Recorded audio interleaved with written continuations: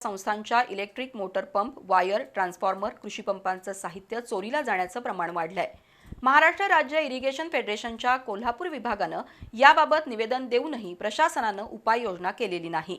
त्यामुळे सोमवार 8 डिसेंबरला सकाळी 11 वाजता पाणीपुरवठा संस्थांच्या प्रतिनिधींसह शेतकरी जिल्हाधिकारी कार्यालयासमोर ठिय्या आंदोलन करणार आहेत, अशी माहिती माजी आमदार संजय घाटगे, राजेंद्र सूर्यवंशी, विक्रांत पाटील किणीकर यांनी पत्रकार परिषदेत दिली।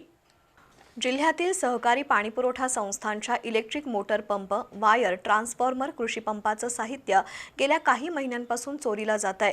महाराष्ट्र राज्य इरिगेशन फेडरेशनच्या कोल्हापूर विभागानं याबाबत निवेदन दिलं होतं, मात्र त्यानंतरही पोलिसांनी किंवा प्रशासनानं कोणतीही कारवाई केलेली नाही। त्याच्या निषेधार्थ सोमवारी 8 डिसेंबरला सकाळी 11 वाजता पाणीपुरवठा संस्थांच्या प्रतिनिधींसह शेतकरी जिल्हाधिकारी कार्यालयासमोर ठिय्या आंदोलन करणार आहेत, असं माजी आमदार संजय घाटगे, राजेंद्र सूर्यवंशी, विक्रांत पाटील किणीकर यांनी सांगितलं।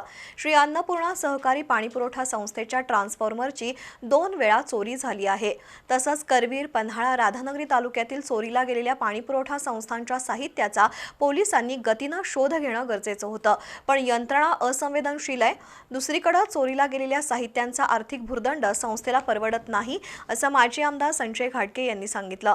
तर चोरीला गेलेल्या साहित्याची शासनाकडून नुकसान भरपाई मिळत नसल्यानं आंदोलनाचा पवित्रा घेतल्याचं विक्रांत पाटील म्हणाले। पत्रकार परिषदेला चंद्रकांत पाटील, सचिन जमदाडे, सचिव मारुती पाटील उपस्थित होते।